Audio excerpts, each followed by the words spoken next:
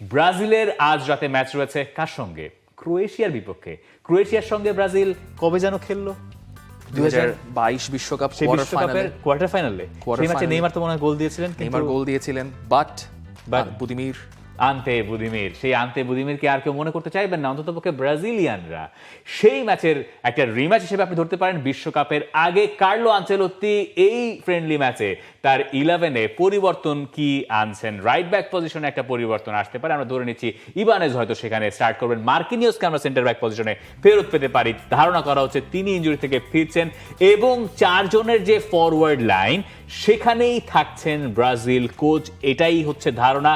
ফ্রান্সের সঙ্গে সেটা কাজে দেয় নাই, আমি জানি না ক্রোয়েশিয়ার সঙ্গে কাজে দেবে কিনা। ক্রোয়েশিয়ার সঙ্গে কাজে দিতেও পারে, নাও দিতে পারে, because Croatia played really well against Colombia. মানে মনে হয়েছিল যে ক্রোয়েশিয়ার দলটাকে আপনি যতই বলেন যে বুড়িয়ে যাওয়া দল, তারপরও এই দলটা একটা এক্সেপশন, যে কোনো টুর্নামেন্টে they can play really well, এবং ব্রাজিলকে আটকে দেওয়ার হিস্ট্রি তো আছেই এখানে। 5+ স্টার রেটিং প্রাপ্ত দেশের সর্বোচ্চ বিদ্যুৎ সাশ্রয়ী ওয়ালটন এসি, স্মার্ট কমফোর্ট এখন নেক্সট লেভেলে। দানিলোর ব্যাপারে আবার কার্লো আনচেলত্তি বলেছেন দানিলো will make into the world cup squad, একটা স্পট তিনি নিশ্চিত করে দিচ্ছেন। এবং ব্রাজিলের মিডফিল্ড নিয়ে যে এখনো ঝামেলা আছে, সেটা ফ্রান্স যেভাবে বাইপাস করে গেছে প্রত্যেকটা জায়গায় আগের ম্যাচটাতে, সেটাও খুবই এভিডেন্ট ছিল। আনচেলত্তির উইন রেশিও কিন্তু 50%-এর নিচে নেমে গেছে ব্রাজিলের হয়ে। সো এই ফ্রেন্ডলি ম্যাচটা অন্তত ব্রাজিলের হয়ে আনচেলত্তি চাইবেন যে এই জয়টা দিয়ে শেষ করার জন্য। এবং ভিনিসিয়াস জুনিয়র ম্যাচে ট্রেনিং করেন, মানে এই ম্যাচের আগে ট্রেনিং করেন, পরে তাও ভাবা হচ্ছে ভিনিসিয়াস জুনিয়র হয়তো নামবেন, কারণ রাফিনিয়া তো আলটিমেটলি নাই, আপনার ফ্রন্টলাইন যথেষ্ট ডিপ্লিটেড, এর বাইরে আসলে খেলানোর ভাবে সুযোগ নাই। সো এইটা হচ্ছে আপনার যে স্কোয়াডটা আনচেলত্তি জমা দিবেন, সেই স্কোয়াডটাকে আরেকটু রিফাইন করার জন্য একটা ফ্রেন্ডলি স্কোয়াড। আমার মনে হয় ম্যাচটা আলটিমেটলি ড্র হতে পারে, কিন্তু তারপরও ব্রাজিল এই ম্যাচে স্ট্রাগল করবে ক্রোয়েশিয়ার হাইলাইনের কাছে। ব্রাজিলের গোলকিপার কে খেলবেন এটা একটা কোয়েশ্চেন, বটে বেনতো হয়তো আজকের এই ম্যাচটা স্টার্ট করতে পারেন। এবং আমরা যে 11টা দেখছিলাম এখান থেকে বিশ্বকাপ পর্যন্ত আমরা যদি হিসাব করি কয়েকটা জায়গায় পরিবর্তন করতে, মানে এডার মিলিতো যদি ফেরেন তাকে হয়তো আপনি রাখতে চাইবেন, আপনি ব্রেমারকে বসিয়ে মার্কিনিওসকে খেলানোর ভাবনা আজকের ম্যাচে করছেন, কিন্তু গ্যাব্রিয়েল মাগালেস তো আপনার আছে বিশ্বকাপে, হয়তো তাকে চাইবেন। আর এই ছাড়া গিমারেশ আর ফ্রন্টলাইন আমনে রাফিনিয়া ফিরলে ওই জায়গায় হয়তো ইনক্লুডেড হবেন। এইরকমই মানে কাছাকাছি মানের একটা 11-এ আমরা হয়তো বিশ্বকাপে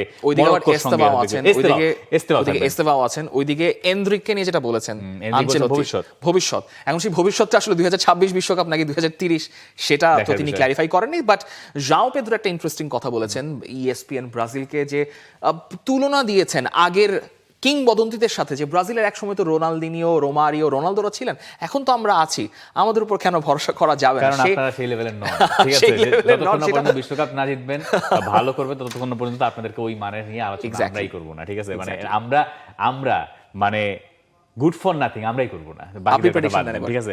আচ্ছা, আমার প্রেডিকশন হচ্ছে ব্রাজিলের এই ম্যাচে খুব গুরুত্বপূর্ণ জেতা, যেই কারণে আপনি বলছেন ঠিক সেই কারণে, মানে জেতাটা ব্রাজিলের অভ্যস্ততা থেকে বেরিয়ে গেছে। ফ্রান্সের কাছে 10 জনের ফ্রান্সের কাছে হারাটাও তাদের জন্য একটা বড় ক্ষত ছিল, এবং এই কারণে ব্রাজিল আসলে বিশ্বকাপের আগে আত্মবিশ্বাস অর্জনের জন্য এই ম্যাচটা জেতা দরকার, এবং এই কারণে আমার ধারণা ভিনিসিয়াসকে কার্লো আনচেলত্তি এই ম্যাচে ব্যবহার করবেন। তারপর আমার মনে হচ্ছে এই ম্যাচটা ড্র হবে, বিকজ একবার আত্মবিশ্বাস যেহেতু নড়ে গেছে ফ্রান্সের সঙ্গে, সেই আত্মবিশ্বাসে ঘা নিয়ে বিশ্বকাপের এই প্রি মার্চ উইন্ডোটা শেষ হবে, তারপর আসলে মূল পরীক্ষাটা শুরু হবে যে এই 3 মাসে কি হয়।